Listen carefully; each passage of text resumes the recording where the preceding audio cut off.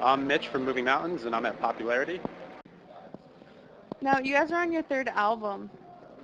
This time around, were you ever unsure at all about the direction that you wanted to take the album in? No, I don't think so. To us, still have a similar sound as the previous albums, but it is different. But I think it was a natural progression of just writing shorter songs and to accommodate our live sound more, and just to accommodate um, being opening acts and for tours and stuff like that, and just being more flexible than having like 10-minute tracks and stuff like that. Can you talk a bit about some of the highs and the lows during the recording process? Um, well, I think the highs are after recording parts, just listening back to it and seeing how awesome it all comes together and how awesome it sounds. Um, the lows, there weren't really too many. I think, well, I guess the lows is that it kept on getting pushed back. We wrote the album and then um, tours came up and then we signed with the record label, so the album kept on getting pushed back. So it was just delayed, and finally by the end of it, you just get so sick and tired of hearing it over and over again that an album's never actually finished. You just get to a point where we thought, okay, it's good enough. Let's, because music is infinite, and you can always change parts and add new parts, take parts away, and track additional instruments over. So I think just the delay, just it taking such a long time, the whole recording process, would probably be the low. But other than that, everything was great. It was really comfortable. We did it ourselves for the most part. So it was just a laid back, no pressure to get it done or anything like that. At the same time, though, did it kind of feel frustrating because you kind of felt like, okay, is this ever going to come out? No, we knew eventually that we would get down to getting it done. It was we just had to be patient about it. We were never worried about not getting it finished. Um, but at the same time, I guess the only worry we had was after writing and recording it, we always want our album to be better than our previous stuff. So that's definitely a possibility, even for writing future albums, that we'll write an album and listen back to it and ask ourselves, is this really better than anything we've ever done? And if it's not, we just won't release it and scrap it. But it, we've done a lot of pre-production, so we'll record songs and demo them out so we can see how it sounds, and then re-record them later for the actual album and change parts around. So it's not like a one-shot thing. Like it's a pretty long process, and then just listening back to it, we can change parts as we want to, as we see fit. Now, a couple minutes ago, you were mentioning how songs change so much as you perform them, and just as you play them more and more. Are there any songs that really stick out to you that you feel have just evolved and grown? You're talking about existing songs from previous albums that we play live? Yeah, definitely. Yeah, just um, as we play them live, I guess just subtly they change a little bit. And also with our previous records, we had a lot of additional instruments tracked, like strings and horns, a lot of ambient stuff. And then when we play live, we strip it down to just two guitars, bass, and drums. So the sound right off the bat is completely different. And we're trying to fill in those things that are missing from the records. So yeah, I think they've changed a lot, especially on this tour. We play Cover the Roots from the first album, Numa, and With One's Heart from the Forward EP, which is the second recording. And I'd say the live versions are a lot different than the recorded versions, just because it's two guitars, bass, and drums, and we probably play them a lot faster. We get the adrenaline pumping and everything, so it comes out a little bit different. Yeah. Is there a song on the album that you're most excited about? Everybody has their own songs that they like, is their favorite in the band, and for me, the track is Always Only for Me on Waves, and that's my favorite song to play live, just because it has its loud and heavy aggressive parts, but then it's also really spacey and ambient, minimalistic parts. So that's my favorite song, but if you ask the other guys, they all have different favorites. Do you feel that you still have the same drive to succeed that you had early on? Yeah, absolutely. I mean, there's not really a drive to succeed, I guess, but there's a drive just to become better musicians and to write better albums and better music. And not necessarily monetary success, but the success we look at is we get to tour with a lot of our favorite bands and travel the country, and next year we're going to be going to Europe.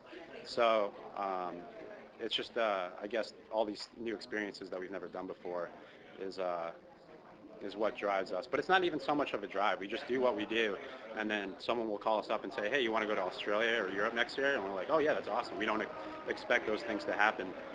So it's a really awesome surprise when it does happen. Touring so much though, does it ever get to the point where you start to wonder what you've gotten yourself into? Oh yeah, yeah. I think every band goes through that where if things aren't going well, or because it's a big sacrifice being on the road. You're away from friends and family and the typical 9 to 5 career back home. So there's a lot of sacrifice, and that puts on a lot of extra pressure being on the road.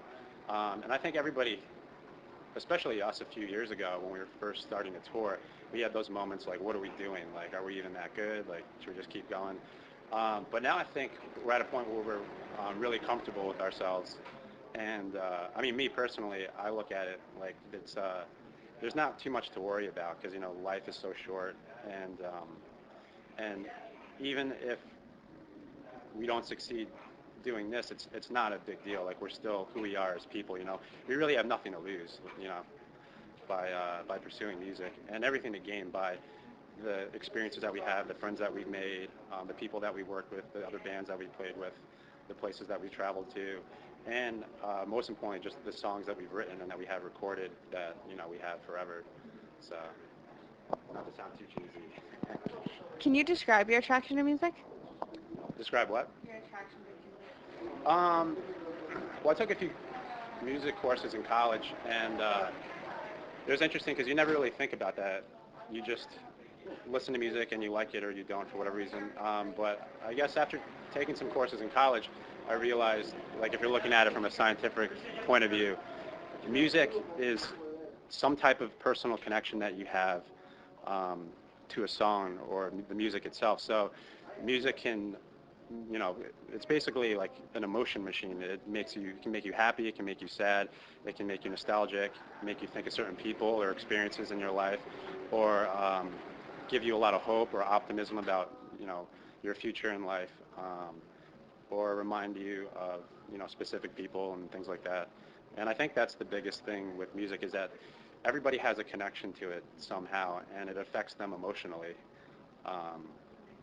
And then as a musician, I guess a lot of people listen to music from a more technical standpoint of instrumentalists and people's ability to sing and play guitar and stuff like that. So there's that whole technical aspect, but I'd say at the core is just making people feel something, whether it's, pumped and they're going to be in a mosh pit, they're going crazy because they're so excited, or just really, really depressed, Because I've had songs that, I have favorite songs that I find it difficult to listen to now because they bring me back to certain, things in my past, and they're just really depressing. So, but I love those songs, but I can only listen to them, in certain situations, like when I'm by myself going to bed at night or something like that.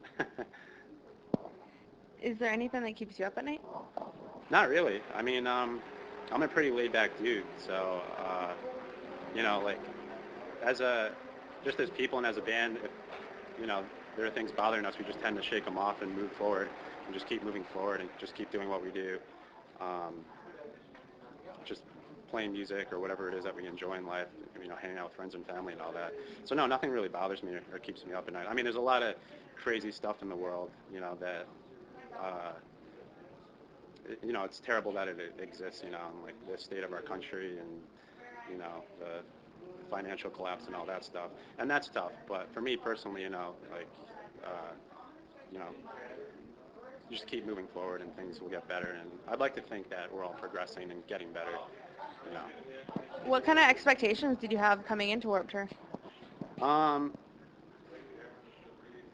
I thought it was just going to be crazy, and it ended up being crazy because there's so many bands here, and just traveling around the country in 100-degree weather, 110 degrees, and being outside all day and getting pretty dark tans and stuff like that.